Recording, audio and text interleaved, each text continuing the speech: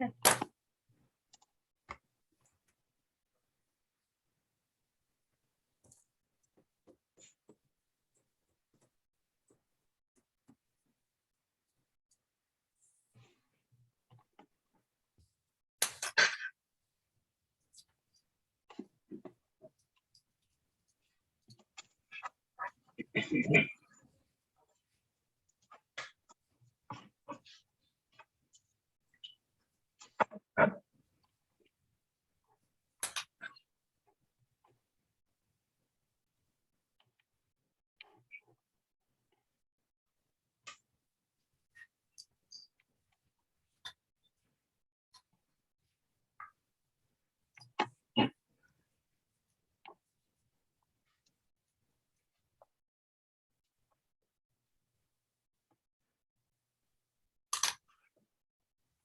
we'll just take a few more minutes to wait for additional people to join, and then we'll get started.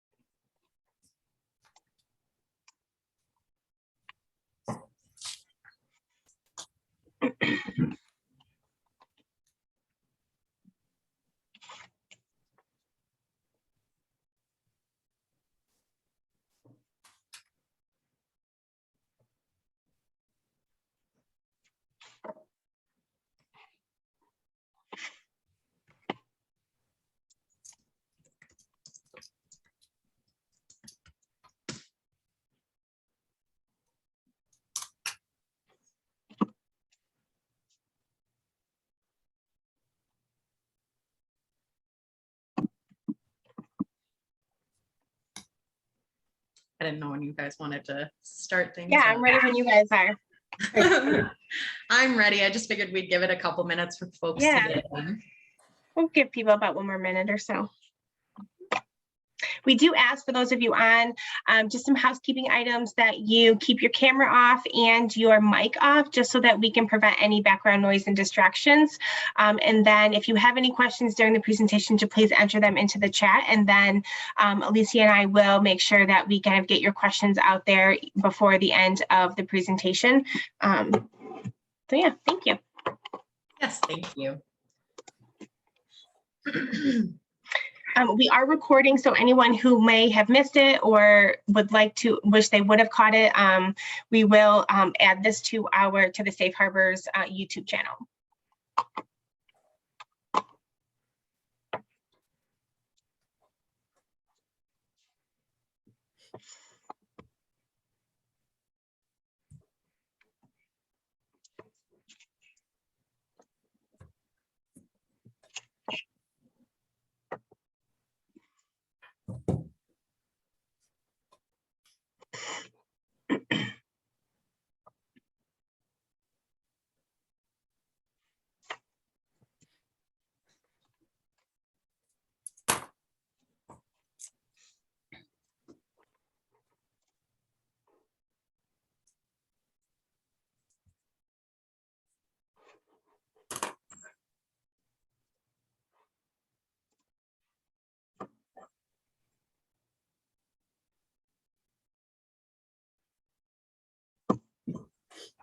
Okay, I think we're going to get started. So hi, everybody. Thank you for joining us. I'm so happy to see that so many people have decided to come spend their night with us. So I am Alicia Avellaneda. I am the Yates County Youth Bureau Director, and I am also the co-coordinator of the Safe Harbors program for Yates County. I'm Melissa Garber. I'm the Child Advocacy Coordinator for Safe Harbors of the Finger Lakes. I also oversee our human trafficking program.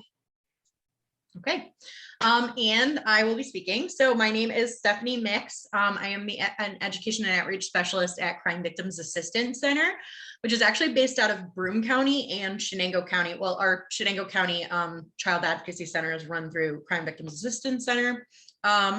Just a little background about me. So I'm an educator at Crime Victims. I am also an advocate at Crime Victims. And for the past 4 years, I have been 4 or 5 years, I have been the co-chair of the outreach sub. This is a long title. So co-chair on the outreach subcommittee of the Southern Tier Human Trafficking Task Force. Before that, I was also on the critical team for the Broome County Safe Harbor program, which is aimed at youth who are at risk or have been involved in human trafficking. So I have talked about human trafficking for quite a while. And as part of my my position at Crime Victims, I also talk quite a bit to kids, to parents, to teachers, to caregivers about online safety. So that's what I'm going to be talking to you guys about today. So we'll just get started. So if I can actually get my thing to advance, there we go.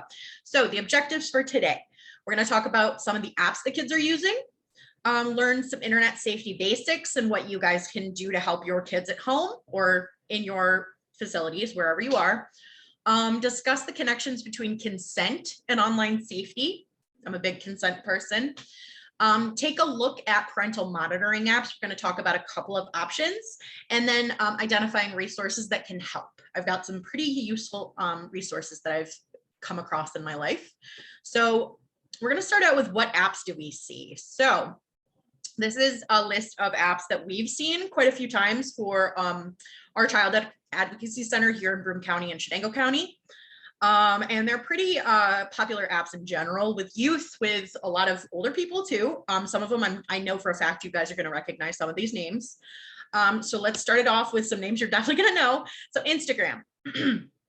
Instagram is an online photo sharing and social networking service that allows its users to take a picture, apply a digital filter to it, and share it on many social networking services. So a lot of kids are on Instagram. You might hear it called Insta, the Gram, whatever. Another thing, and we'll talk about this a little bit later, another thing you might hear about is a Finsta, which is a fake Instagram account that a kid will have to friend their parents on, their, the adults in their lives. They'll have a fake account where they will, make, appropriate posts. And then they will also have a secret side account that their friends are on. So that's just something to consider with Instagram. With Messenger. So Messenger that's the icon you'll see. It's Facebook's Messenger app. Technically, it started out on Facebook. It can be used for chatting, sending pictures and files, sending money, video and voice chatting. But the thing is, so it is associated with Facebook, but users can still make accounts without a Facebook account.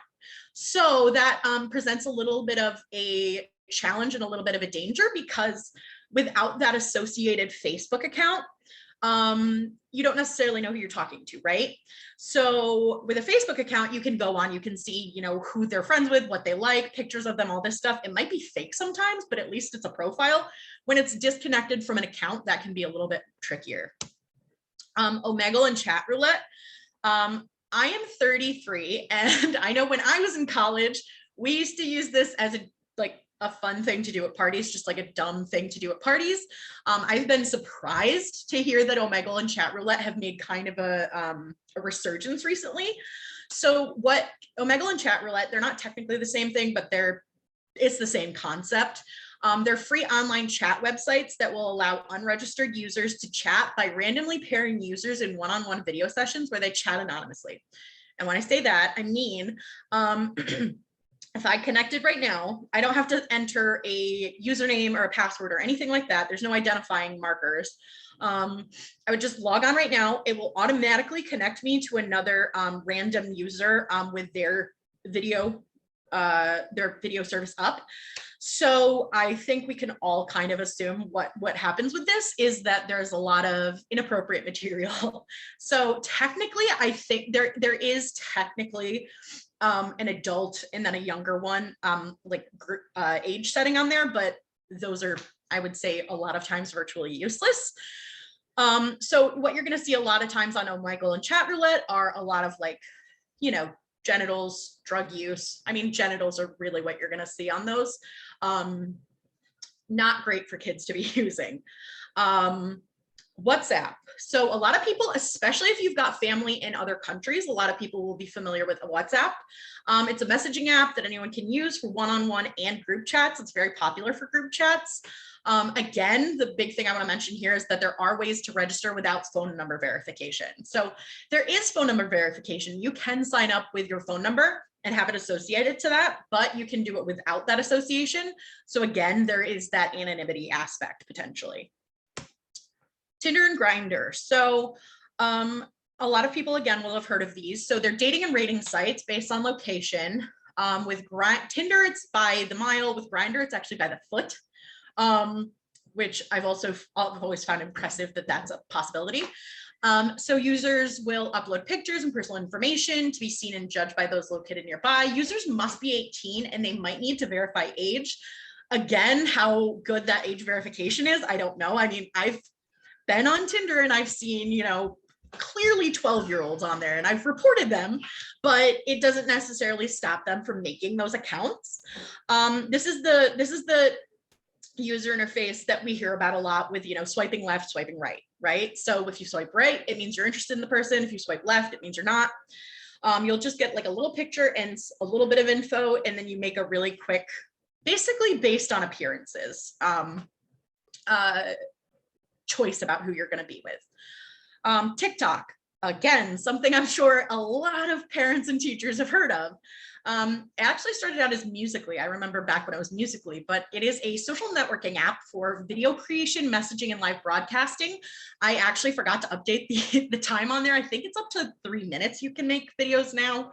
But at any rate, users can either create a small little snippet or a longer video, choose music to accompany them. A lot of times you'll see people using TikTok for like duet things, various different like joke things. I'm sure you all know that there's a ton of dance crazes and stuff that have started on TikTok. I remember I was teaching in a school locally here. It was a middle school, and I was seeing kids like dancing at their desks a lot. And I just assumed they were like on a dance team or something, but no, it turned out they were practicing for TikTok dancing. Which, oh, sorry about that. My cat is trying to get on screen. Sorry about that. Anyway, so TikTok is also a bit of a danger in that lately there has been kind of this popularity with challenges on TikTok, including what we were hearing about a lot here locally in Binghamton was the Devious Licks Challenge, which licks means stealing. So Devious Licks was a challenge. There was various different things, but to steal property from schools, to vandalize things, to, you know, make videos of kids, you know, doing different, you know, bad things. And then they would be posted, and you get a lot of that instant dopamine hit. You know, you get really excited that like people are interacting with you and watching what you're doing. So that can be an issue. We've also heard of some challenges lately, like smacking a teacher on the butt, smacking anyone on the butt, which we have been dealing with in our local schools. And kids really need to understand the severity of those actions, and that there will be consequences for those. Even with the Devious Licks, I know kids got suspended from school. There's been a lot of, you know, real actual problems facing Yubo. So one of the reasons I include Tinder and Grindr is because Yubo has been a popular app that we've seen. I had never heard of it until like a year and a half ago, 2 years ago. But it's sometimes called Tinder for kids. So Yubo functions a lot like Tinder. It's technically supposed to be for meeting friends, but we don't know, you know, I mean, when there's the internet, you're going to have some sexual content a lot of times if it's not monitored. So the problem with Yubo, even if it's used entirely for its intended purposes, even if you're really only going on there to meet friends, it's still got that user swiping thing where it's based entirely on appearance, right? So it's still not a great message to be sending to kids, even if they're using it for the intended purposes. Users over 18 do have a separate community on Yubo, but again, we've talked about, what are the restrictions there? How is that being enforced? And some websites have certain things like age verification through pictures, or various different measures that they use, but again, those aren't always 100% fail-proof, right?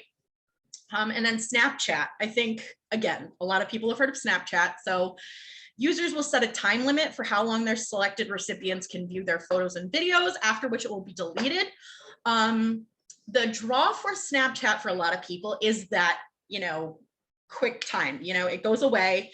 It'll tell you if somebody takes a screenshot of your picture or your video that you posted or that you sent them.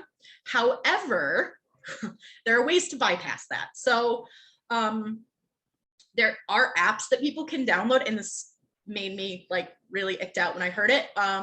There are apps that people can download that will automatically download everything they're sent without ever telling you that's what happened. So if I sent Alicia a Snapchat and she had that program on her phone, it could just automatically save everything I'm sending her and I would never be notified. So that's a high tech way to do that. The lower tech way to do that is just the old fashioned way of holding a camera here, or the picture here, taking a picture with another phone. You've got it on your phone. They were never notified. So it's not, it's not the best way to assume that people won't see that material when you don't want them to. With Snapchat, and we'll talk about this a little bit more in a minute when we talk about privacy and location settings, but it's worth mentioning on Snapchat, there's also a Snap Map feature that will automatically show your location on the Snap Map based on your GPS. You can go in there and disable it and put it on ghost mode, but that presents a lot of problems. The obvious one is that people will know where you are, but also you have to think with kids, they can get jealous or upset if they know a bunch of people are in a place and they're not there, they weren't invited. So it can invite a little bit more drama and a little bit more, discord in friendships. And actually, I really didn't mean to say that as a lead-in, but I'm going to use it. That really wasn't intentional, but I did accidentally just say Discord. So Discord is also an app that kids use, and that there is a messaging option on that website. So it's an app, it's a cross-platform chat app. If you guys have ever used Slack for like work, it's a lot like Slack. So there will be different, rooms that you can join. I'm on Discord. I use it for gaming and things like that. And a lot of people do use it for gaming. But again, there is that option for chatting, messaging, voice chat, direct messaging. I can't remember if you can send money through Discord. I don't think you can, but you can still send videos, pictures, chat with people. It can be, direct messaging. And you don't necessarily know those people. And again, it is usually meant for gaming. So if you have kids that game, especially online, or who do like tabletop gaming, they will use Discord a lot of times. And then finally, Google+. So this comes with the Google suite of products. So people can use Hangouts. It's been called Hangouts Google+. There's been different iterations, but people can use it for video chatting, instant messaging, and image sharing. Users can either connect by searching your email or your phone number. So again, it gives the option for video chatting and text chatting, and image sharing. So there's always that danger there. And again, these are just some apps that we've seen cases through our Child Advocacy Center have originated online, have used these apps. So that's why I chose to mention those to you guys, just to give you kind of a baseline understanding of some of the apps that kids are using right now. So you can go online, and I'll talk a little bit later about a resource you can use to look up the apps that your kids are using. You can look up the features on them, the privacy settings, all the different features of the apps. And that will be one of my suggestions for what you guys can do. And that's what I'm going to lead into. So these are just some suggestions on practical things that you guys can do to help mitigate danger for kids. So first, modeling good behavior. So some ways that you can model good behavior are thinking about what you're posting online. I put ask parents to do the same. I took this from a presentation I made for teachers, and I forgot to change that wording, but think about what you're posting online, right? Whether it's asking for your kids' permission to post their picture, which I love and I think is a great idea. Remembering to fact check what you share, because remember, kids are seeing what you're posting, and if they see you just sharing things without ever verifying that it's true, then they're going to get into those same habits, right?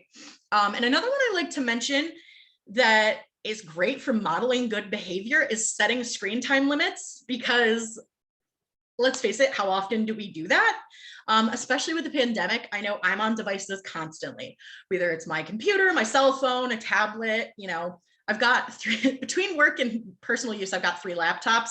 So I think even without even thinking about kids, setting those screen time limits sets a good example, and it actually helps you in your own personal life. A big thing I would suggest is going through your kids' devices settings.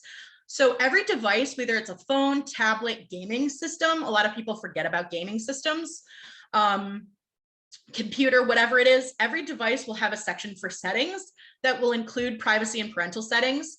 I don't have an exhaustive list here because that would be kind of hard to go through different devices, but just think about that. So just do a quick Google, you know, when you know that your kid is going to be using a device, look up how you can go into the settings, change the privacy settings, parental settings, look at what those devices have on them.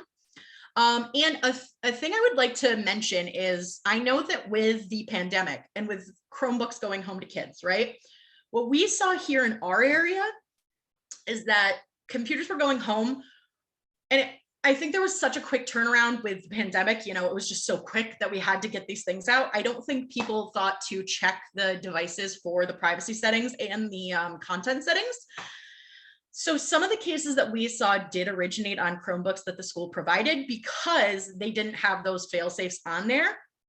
So if your school provides devices for at-home learning, it's just a good idea to check them, see what settings are set up, see what you need to do on your own, you know, on your end to make sure kids aren't able to access certain, you know, content that you don't want them to be able to access. And again, a quick Google search will help you with that, pretty much with whatever device you're looking for. But that's just something to consider, devices that are sent home through school. When we're talking about privacy and location, so you can disable location sharing completely on your devices. I won't get my phone out, trying to make you see it on the screen, but you know, you can go in your settings, general, location sharing, and then turn off your GPS on your phone. And you can do that on kids' phones. You can go in there, you can turn that off. I will only hazard you to think about that if you use things like Find My Friend or Google Maps. I know I use Find My Friend for my dad and my sister. I use Google Maps to keep track of where my partner is. You know, if I'm out and I know they've been out and they've been out longer than I wanted that, like I thought they were going to be. So I'm like nervous. I'll check that just to check where they are. If you have those things, you want to make sure that you don't completely disable location sharing on your kids' devices, because you won't be able to access those services. You can also individually disable location sharing on apps. So when you go through your phone's device settings, oftentimes they'll give you app by app. It'll show you which apps are on the phone, and you can choose the settings for each one. And like I said, you can also disable location sharing within apps. For example, Snapchat's ghost mode. So remember I talked about Snap Maps, they automatically show where you are. Once you hit ghost mode, that will stop. So my phone's on ghost mode for Snapchat. I don't need people knowing where I am at all times because it's pretty specific.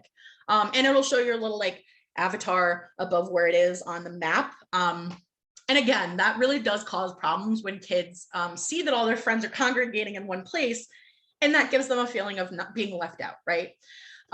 We want kids to be safe, but we also don't want them to be, you know, unduly hurt, whether that's, you know, emotionally or not.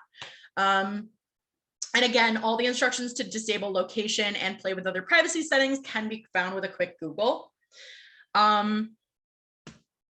So some more things that you can do. I'm actually going to go a little bit out of order here. So you can download the apps yourself. I suggest familiarizing yourself as much as you can with whatever your kids are using. So whether it's the apps, whether it's the device itself, just get to know what your kids have access to. Get to know those apps. Get to know where the privacy settings are in the app. Get to know if there is an over 18 section, you know what I mean? what are the parameters that they use for that? How do they figure out who's over 18 and who isn't? It's just good information for you guys to know, and to have that information, you know, available to you. And again, I will give you a suggestion about how to look that up. And then set boundaries.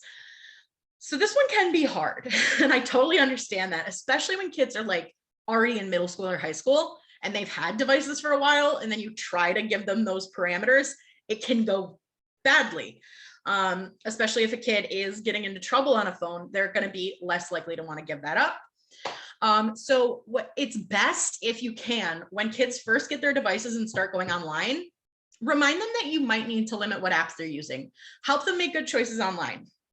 Remind them that you're not just trying to be a jerk, right? You're not trying to like limit what they do, but sometimes you're gonna have to make sure that they're safe, right? This also helps again with with time limits, right? So with the pandemic, kids are on devices more than they were before, which was already a lot.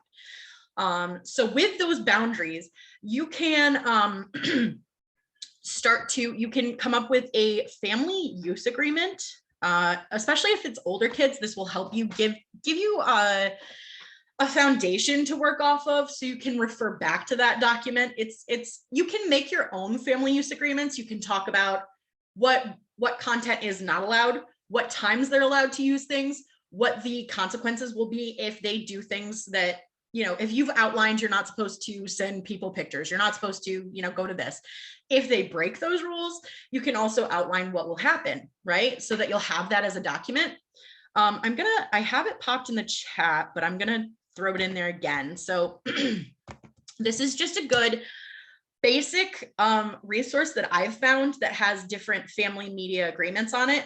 I can actually, I would normally bring it up for you. So I don't want to get too off of the screen, but they have different ones. So they have one for phone use, they have one for computer use, they have one for gaming, and they have different, you know, parameters on there. So like I said, time limits, when you're allowed to be on it, like what time of day you're allowed to be on it.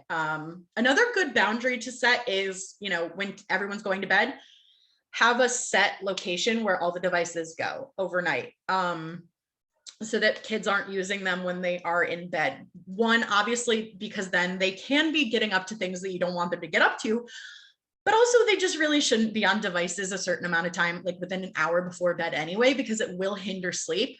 And honestly, the pandemic and the amount of stress that kids are feeling right now anyway, less sleep isn't going to help, right? So there are a lot of reasons to set different boundaries.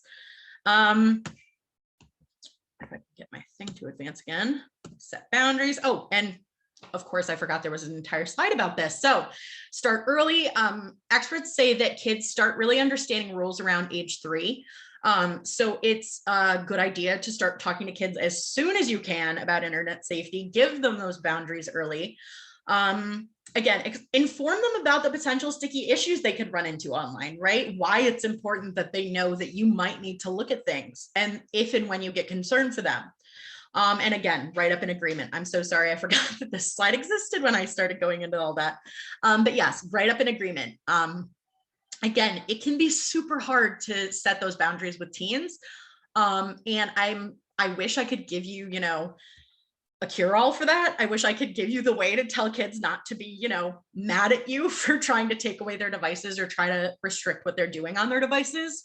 To some extent, that is a little bit unavoidable, but I think giving them that basic understanding of why you're doing it helps a little bit, at least. So sorry, I had to cough. Another thing you guys can do is talk about consent. Again, sorry. Talk about the basic concept of consent early and often. A lot of our lives revolve around respect for personal boundaries, and that includes online. Think about user agreements. Whenever you get on a new app or get a new phone or whatever, we're automatically agreeing to whatever we see on the screen. We're not really taking the time to look through those things. And that's just one aspect of consent, but it's a pretty major one online.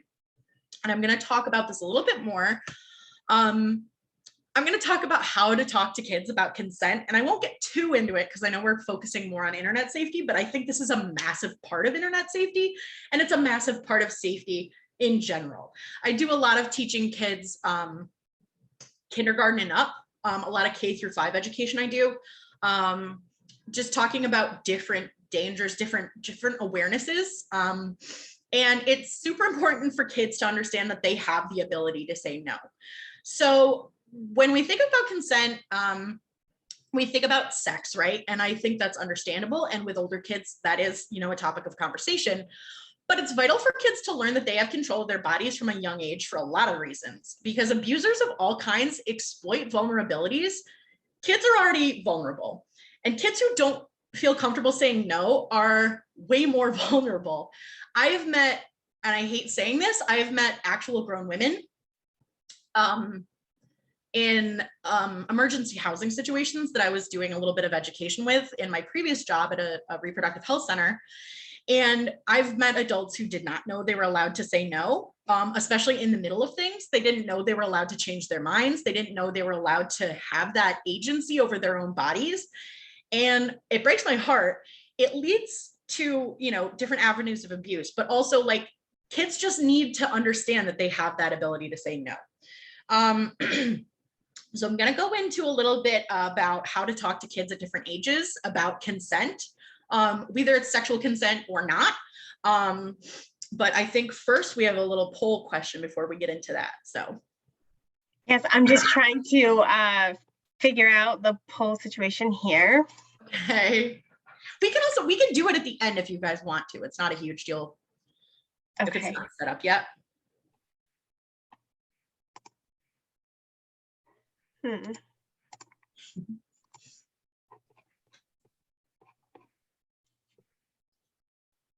Yeah, we'll do it at the end. I'm sorry. I apologize. No, that's totally fine. Fine by me.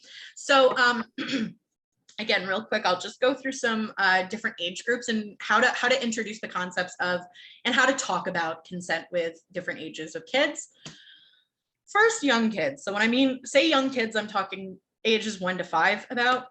So some ways that you can talk about consent or instill the concept of consent and bodily autonomy, meaning control over your own body with kids, is to teach the correct vocabulary early.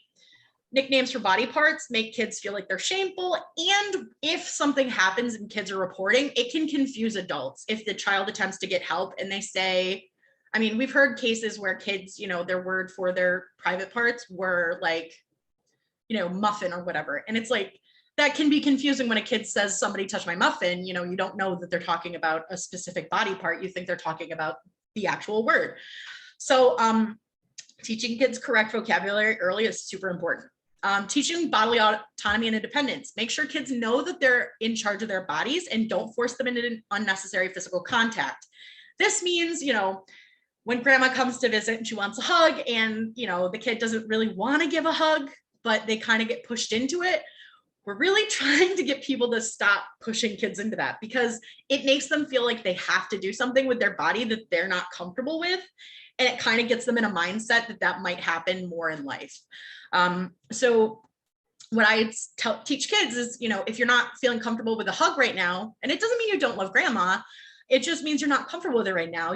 Ask if it's okay if you give them a fist bump or a high five or, just wave, whatever it is. Give them, a note that you love them in a different way, in a way that makes you feel comfortable. Talk about consent with friends and family. That ties into it. So when grandma gets upset because, somebody doesn't want to give her a hug, remind her that the reason that you're not forcing them to give a hug is that you're trying to teach them that they're in control of their body, because that leads them to being stronger later. If somebody tries to force affection on them, they know that they're allowed to say no. And teach the importance of reporting. Teach kids that if someone does violate their autonomy or, does anything to them that they don't like, it isn't their fault and that they have to tell an adult about it. Because if they feel like they should be ashamed of it, or if they think that it's not that big of a deal, then they might not report it. They might not tell you or another adult. And we want to be, resources for kids to feel comfortable talking to, right? With older kids, so 5 to 12, build stronger boundaries. So this is a good time to talk about things like coercion. And that does happen online, right? So when someone's trying to talk you into something, when someone keeps pushing, like you say, no, no, no, no, no, 100 times, and then finally you just get so sick of it, you finally say yes. Or, other ways, getting gifts, getting attention, different ways that people coerce kids into crossing those boundaries and doing things they're not comfortable with. You could also talk about how to set those boundaries with people and what they should do if those boundaries are violated, meaning tell a safe adult. That's my biggest one, is always tell a safe adult. And that could be any adult they feel safe with. Teach critical thinking skills. I love this. This is a great time to talk about kids, about what they are watching, what they're hearing, what they're seeing. How do shows and movies depict consent? How do the people around them interact? Like, I like to bring up Frozen is the first Disney movie where the prince, I don't think he was actually a prince, but the male character asked permission to kiss the lead character, which is insane to me that was never a thing before. But that gives kids the image that gives them a good example, right, to follow. This also goes the other way. If you're watching a movie or listening to a song and something sounds, like somebody's being pushed into something, somebody has to do something they're not comfortable with, take that moment to say, what do you think about that? What do you think they should have done in that situation? How would you have reacted in that situation, right? And it gives you a moment to kind of talk through not only like your values, but also actual practical advice. So if kids need that knowledge about what to do if somebody messages them, private messages them and offers them, rewards in the game if they do this, what would they do? Get them thinking about that, right? Then high school and young adult, continue with more complex issues. This is when we start talking more about sex. Nonverbal and verbal consent, what those look like, how drugs and alcohol can affect someone's ability to consent, power dynamics. This is a good time. And honestly, we can talk about porn to kids from a younger age. I usually refer to it as inappropriate pictures, inappropriate images. But you can talk about that, with an age appropriate way. But kids are gonna see porn. It's gonna happen for most kids. It's super easy to access. And for some kids, it's all the sex education they're gonna get. If they're not hearing anything at home, or if they're not hearing anything from different resources, that might be the only image they get of sex. And that might instill in them unhealthy attitudes towards women, unhealthy attitudes towards sex. They might think that certain things are okay that are very much not okay. They might get bad body image issues off of that. Think back to when we were talking about Instagram. When kids are seeing idealized versions of things around them, if kids are just seeing like the perfection of people's lives, they're seeing celebrities doing amazing things all the time. They look amazing, their skin, they've filtered it, they've got airbrushing. That's not giving a great example of what an actual human being looks like. This works with porn too. Kids see bodies in those images and they think that's what they're supposed to look like. Think about butt implants. Think about hip dips, which is, a certain body shape that kids get from the Kardashians that they want to imitate and will lead to bad body image for kids that don't fit that very specific body type. And also you can use that time to talk about healthy relationships, right? Porn does not necessarily give a great example of healthy relationships. A lot of time it can be very degrading to girls, especially. It can be degrading to people of any gender, but specifically girls a lot of times. Talk about what a healthy relationship looks like. This is actually great for any age, I think. Discuss the emotional and romantic parts of a relationship, how to deal with a breakup. I feel like that's a thing that people don't think about very often. What it means to be a caring, respectful partner. And we can always tie that back to the internet, right? We can talk about, is it normal for your boyfriend to be texting you 15 times, like in 15 times within a minute, asking where you are, asking what you're doing, who you're talking to? keeping you up all night talking. And if you don't respond quickly, they get mad at you, right? There are a lot of ways that these things can dovetail into abusive relationship dynamics. And then remember, it's an ongoing conversation. So consent, healthy relationship information, any of this, it relates to every aspect of our life, and it needs to be an ongoing conversation for parents and for teachers, right? I think that's where it helps to have that critical thinking come in, because you can keep mentioning it when you see a news article, when you see your kid on TikTok, you say, this video, like, what do you think about this video? What do you think about this girl? What do you think about the way they're treating each other? That's a good way to check back in with kids. No one learns how to ride a bike or play an instrument because they had one lesson. Kids aren't going to automatically pick up the concept of consent and healthy relationships and good online behavior without more conversation, right? So the more you can talk to kids, the better, I would say. So now we're going to segue into what are kids facing online. These are just a couple of hot button issues or overarching problems that might arise for kids online. We're going to start off with sexting. I'm sure people know what sexting is. It's the sending or receiving of sexually suggestive or explicit messages, images, or video through electronic devices. I think that a lot of people get freaked out by sexting, and I totally understand getting freaked out by sexting, especially with younger kids. There are a few important things to think about. 1 in 4 kids aged, this is a report from, this is from a study. I don't have the actual study up in front of me, but 1 in 4 kids reported or sending sexts. And again, this is self-reporting, so we don't know that these numbers are exactly accurate, but 1 in 4 kids aged 12 to 17 reported sending sexts, 1 in 7 reported receiving sexts.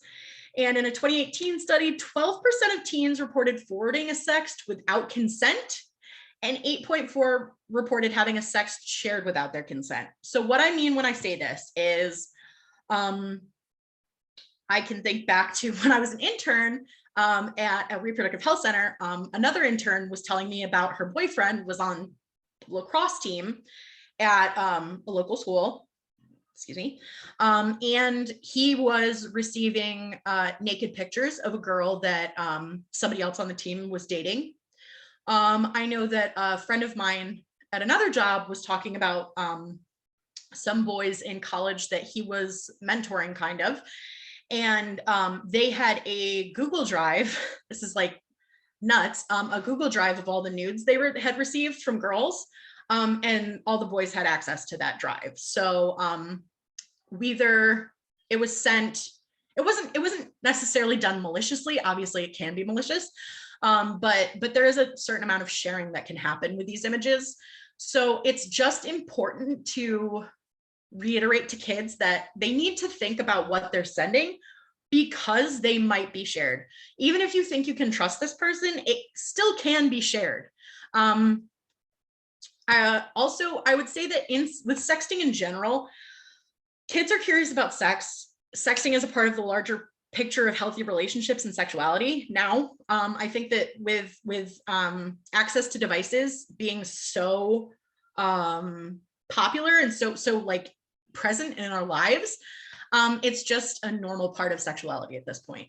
So kids will be getting into things like this. I know that I've had family friends with 12-year-old boys got caught sending their girlfriend naked pictures, right? So you don't expect 12-year-olds to be doing that, but it's just kind of an upgrade from when we were kids. Things we did maybe might have been on the side or might have been, a little less overt, but they are doing that online now. So studies show that most kids, even those who sext, already think sending sext to someone under 18 is wrong, or that kids their age are too young to do it, which is heartening to know. And sexting peaks in young adulthood. So when we're talking about sexting and thinking back to what I was just saying about that group who had the Google Drive, and we're sending, sexts to other people, that's when we get into revenge porn. So revenge porn is when somebody is sent those images and they are mad at the person and will retaliate for a breakup or a fight or they just, for whatever reason, they will maliciously share those images. I know there isn't a huge discernment between innocent sharing of pictures, because it's not innocent, obviously, but it might be less on purpose, like to be malicious, than it is to like show off to your friends. But revenge porn is specifically on purpose to hurt somebody, and to cause them distress or embarrassment. I'll give you guys a resource when we get to the end of this presentation. There actually is a resource through the National Center for Missing and Exploited Children, NCMEC, does have a resource for people who have had their images shared without their consent, whether it was malicious or not. If anyone's had any of their images shared without their consent, there are ways to get those things removed from the internet. It's not always the easiest, but there are resources to help with that. There are also resources to help with the aftermath of that. So after someone's had their images shared, they're obviously going to be quite upset. There's going to be certain amounts of, mental distress and, coping that people are going to have to do after that. So that's something to consider.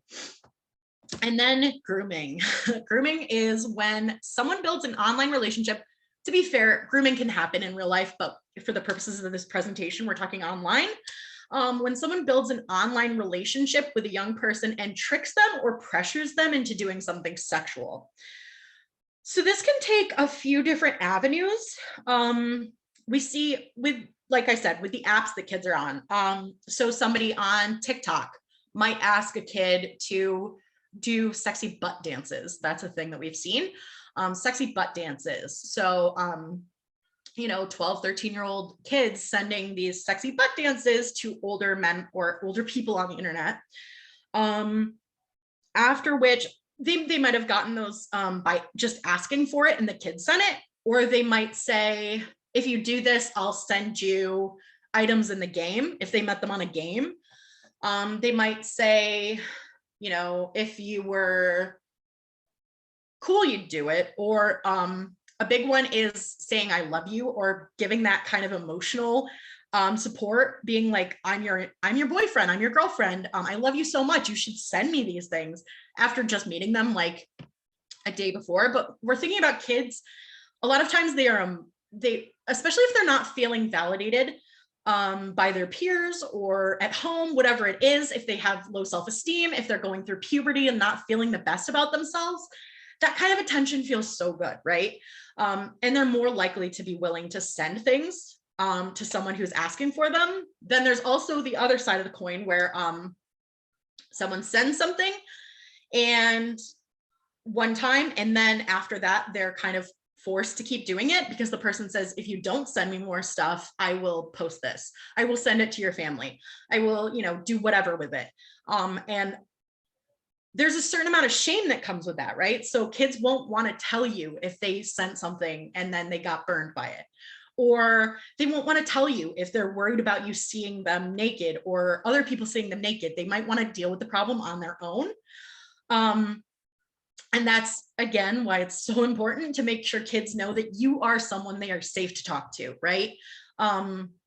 You won't necessarily judge them. You'll try to get them the help that they need. But grooming is a big problem, online and in person, when we're talking about kids. So I will say that within the year between 2019 and 2020, the National Center of Missing and Exploited Children, like I said, NCMEC, reported a 97.5% increase in online enticement cases that they were seeing. I will also say that my center, the Child Advocacy Center in Broome and Shenango County, we saw a literal 30% increase in between 1 month and another. Like the year before and then the next year, we saw a 30% increase in cases that started on social media during the pandemic. So when I say online enticement, it's the broad category that involves communicating with someone believed to be a child with the intent to commit a sexual offense or abduction. So this is when we're talking about adults talking to kids in chat rooms, apps, whatever, games. When people are grooming kids, the general getting in touch with a kid in order to get sexual material is online enticement. And there has been a big increase because access has gone up. Screen time has gone up, depression and feelings of being left out have gone up. because, you know, with kids being stuck at home, kids not necessarily interacting with other kids, getting that validation from peers, the increased depression, just because a pandemic is stressful. There's money issues kids might be dealing with at home because of the pandemic. There's educational issues they might be dealing with because of the pandemic. There are a lot of factors that add into kids being more vulnerable to this kind of enticement.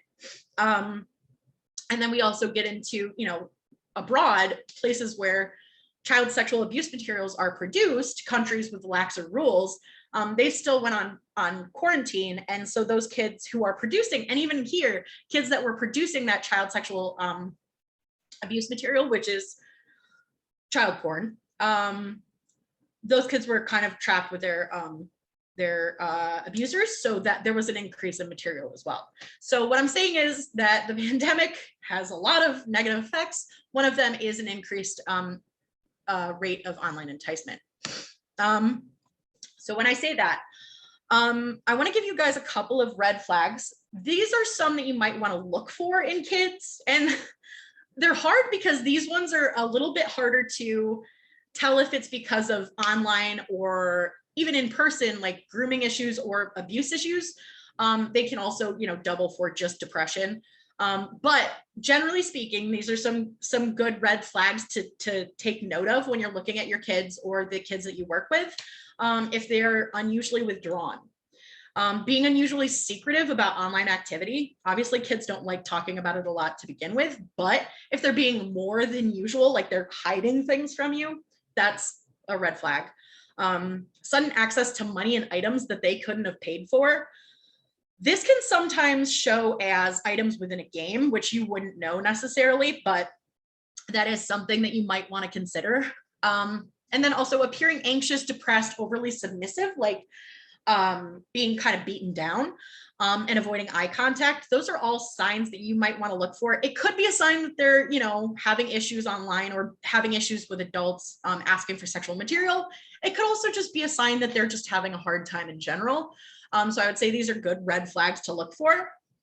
I also have some red flags on the other side of the table. So for the kids, so if they're talking to someone and they're feeling pressured or guilted into doing something they don't want to do, that should be a red flag to them. That's a good sign that they might want to talk to you about it, or that they might want to get help, or stop talking to that person. That's like the first thing I would say. Stop talking to that person, then get help. Someone who's suggesting that they're owed something, whether that's material items, sexual acts, whatever. Like I said, pictures, you owe me that because I talked to you, or I sent you this thing, or I gave you these game items, whatever. You owe me this. And then somebody reacting negatively with like sadness, anger, or resentment if they don't consent to something immediately. That's a pretty big red flag. Another one that I didn't have on here, I thought I did, but someone saying I love you super quick. That's a red flag. It feels good to hear those things. It feels good to hear that somebody loves us, but we need to remind kids that it's not necessarily true, especially if they just met the person. You know, you need time to develop those feelings. You need time to develop that attachment to someone. And I think that kids need to be reminded of that they're very worth loving. But if somebody's saying it like the second they meet you, something's up, right? So those are just some things for kids to look out for, or anyone, honestly. Anyone. These are also very abusive, manipulative behaviors in your own lives. So keep this in mind for yourselves as well, quite frankly. Being pressured, guilted into doing things, not okay. I know I've thrown a lot of info at you guys. I'm trying to get through. I haven't even checked the time. Oh yeah, we've come up to almost an hour. So these are just a couple of monitoring apps that you might want to consider. There are more, obviously, but these are just some that I've looked at just throughout my work. So the first is Nanny. This is a more expensive option, I will say. So it's a paid subscription, so anywhere from $40 to $90 a year. Last I looked, I didn't look today, so the pricing may be different. But Nanny does a lot of things. It monitors use and limits screen time. I believe there's a specific function on Nanny for filtering for pornography, things like that. So that will monitor your kids' use. Google Family Link is a good affordable option because it already comes, if you've got Google products, which if you have a Gmail account, then you do. A lot of people have Google accounts, especially if they're using Chromebooks, that's automatically going to have a Google account on there. Google Family Link is a free service that Google has that will monitor use. You can set limits for content and things like that. You can also limit screen time with that. That will be specific to, you know, certain programs within Google, but still, that you can also get suggestions for different educational websites, like as a parent, a guardian, a caretaker. They also do have educational resources you can look at. And then finally, Bark, which also has a paid subscription. It starts at $5. I will point out, if you work for a school, it's worth noting that Bark will give free subscriptions to schools. I'm not entirely sure what the licensing is there. I don't know how many how many licenses you can use. I don't know that information, but I know that they do have free options for schools. So that's something to consider for those Chromebooks that you're sending home or any other school materials, devices. What I like about Bark personally is that it will look for certain key phrases, and other apps do this as well. We'll look for certain key phrases that are problematic. So things relating to suicide, things relating to violence, cyberbullying, sexual content, all those things. It'll look for certain key phrases, searches, you know, things within kids' conversations, and just let you know about the things that it found that were potentially troubling. I like this as an option because we don't necessarily want kids to feel like you're looking at everything they do all the time, because that gives them the idea that they need to hide from you, right? And kids who feel like they need to hide things are going to hide things that are pretty dangerous and that you want them to talk to you about, or another adult, because they won't have the ability to deal with those things on their own, and they need help, and they need to know that they can look for that help from you. So that's why I personally like that option, because you're not sitting there looking through everything they say and like kind of, you know, taking away their privacy. But if something does come up, if they've been Googling, you know, suicidal things, if they've been dealing with cyberbullying or getting things in their email, their texts, whatever, you can know about that and have those conversations with them. And Bark also can limit screen time. Pretty much all of these will set limits on screen time. And again, you can do that within your own devices as well. There usually will be settings for limiting screen times for parental controls. So those are just a few options for parental monitoring. And then finally, some resources. So I've mentioned this quite a few times. The National Center for Missing and Exploited Children is a great resource. The website is right there. You can also just Google NCMEC. So they have the cyber tip line, which also has a hotline there, 1-800-THE-LOST. It's the nation's centralized reporting system, the cyber tip line is, for the online exploitation of children. So websites have to send reports about suspected online enticement that they've received. So if a kid or whoever mentions or sends in a report to the website that they've been dealing with this stuff, they have to tell the cyber tip line. And so that's a good resource for learning about different problems that kids are facing right now. This is also the resource that I mentioned. If sensitive pictures are leaked, Cyber Tip Line has a resource for helping get those pictures and videos removed from circulation. And again, they do have some education on how to, you know, help kids through that emotionally as well, which I really appreciate. So NCMEC's great. They also have a ton of like educational things. Like I give you guys a very brief overview of some internet safety things. They've got a ton of information on there that you guys can look at. And a lot of that is specifically aimed towards, you know, trafficking. This is Human Trafficking Awareness Month. That's why we're talking about this. So that's a good resource. There's also commonsensemedia.org, which sounds silly because like I knew it originally as, you know, that's where I go to see if movies have swearing or movies have nudity or whatever. But they also have reviews of apps and games, which I find super helpful in my work personally. And as a parent or a teacher, if you're concerned about a website and app, you can look it up on Common Sense. And Common Sense will give you the information, their own reviews of the apps, like if it's appropriate for kids, what safety measures are on there, what the reporting structure is like, how you report different things, because that's an important thing to check out in games and apps, how you report problems, right? Where do you go to report them?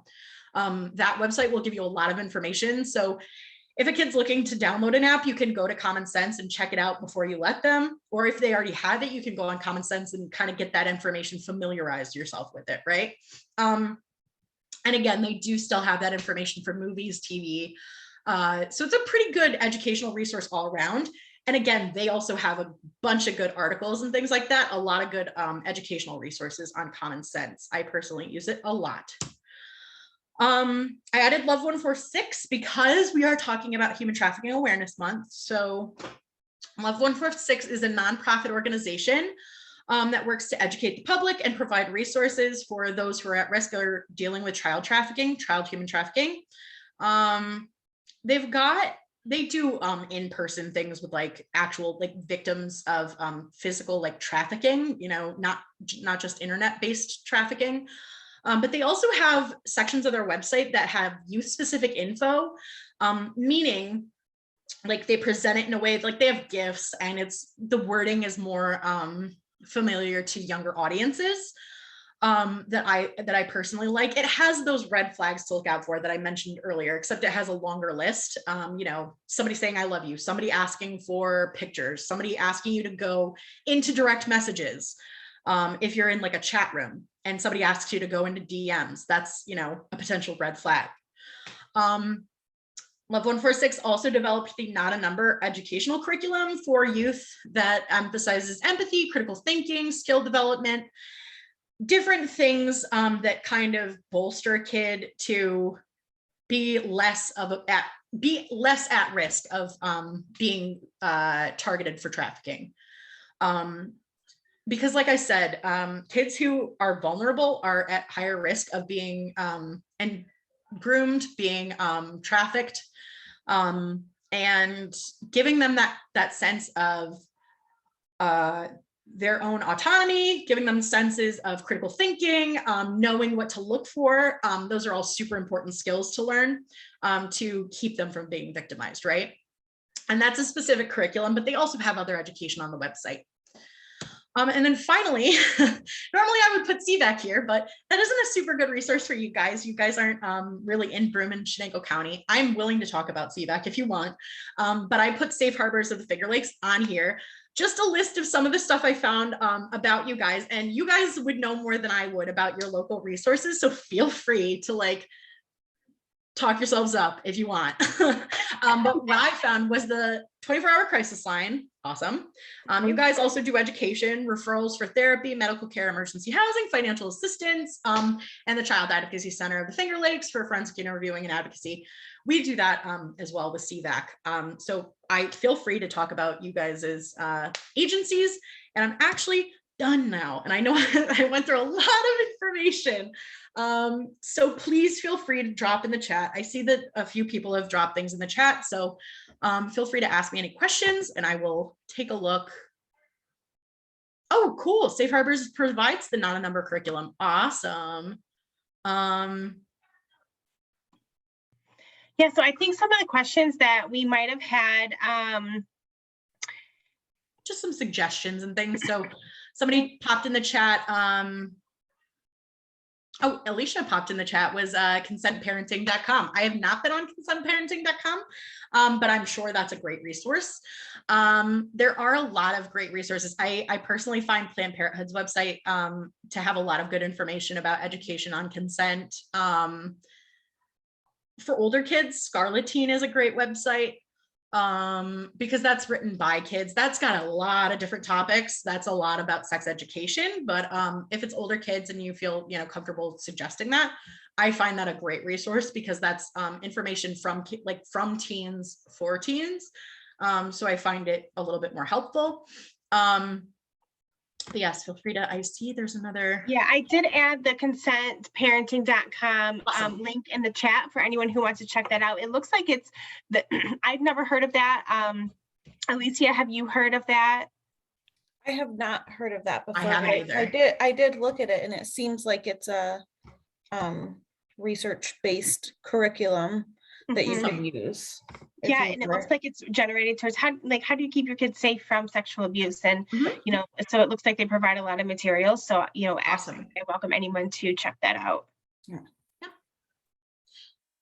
And thank you guys for listening to that very long, very condensed version of internet safety. There's a lot to talk about when we talk about internet safety. So it's hard to cover all those concepts, but I really want to stress that it's great to give the kids that sense that you are there for them to talk to. Mhm. They're allowed to feel safe. They should feel safe. People shouldn't make them feel uncomfortable or push them into doing things they don't want to do. That's like my main goal with any education I give. Honestly, I'm like, just make sure kids know that they're allowed to say these things. They're allowed to feel safe. Yeah, absolutely. I think, that's, one of the things that we stress the most is that, I think I've told children time and time again that, tell somebody. If that person doesn't, maybe tell somebody Mhm. else. And if that person doesn't, maybe tell somebody else. And Yep. like, I know that can be discouraging, but there will be someone who will believe you. Call me, Mhm. call Safe Yep. Harbor, because Yep. we're going to believe you, Yep. right off the bat and get you the help that you need. And then we'll figure out the details later. So Yep. that's, if that's any advice that I could give a child, or anyone for that matter, who has been through something traumatic, is to just talk about it and tell Yep. somebody. Mhm. And I trust that you guys are a great resource to talk to. You guys have been great since I've been talking to you. So I love that there is that resource there in Yates County. I mentioned to my boss, I was like, it's Safe Harbor. She's like, oh yeah, that's in Penn. I'm like, okay. So you know it. You know about it. We have an excellent youth team.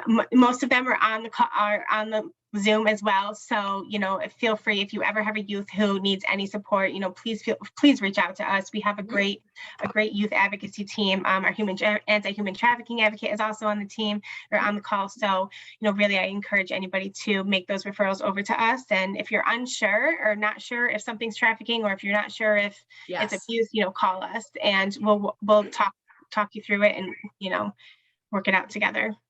You guys can also pop that if you want to pop your 24-hour number. Yeah, if you want to pop that in the chat, feel free. So I did have a question from someone. So it seems like, I'm going to paraphrase. So it seems like a lot of the information that we've talked about is perhaps aimed towards females. So like girls,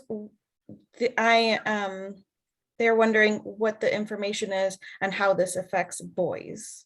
I would honestly say it's really not that much different. I think that, I might have used language that was aimed towards girls, but honestly, it's really not. Kids of any age. That's actually why I mentioned family friend whose son was sending naked pictures. This affects kids no matter their gender, no matter their identity, no matter their sexuality, even. Issues of enticement, kids should feel comfortable. And again, porn, even like when we're talking about body image, porn is terrible for giving bad body images to boys too. There are different, and again, with behavioral aspects of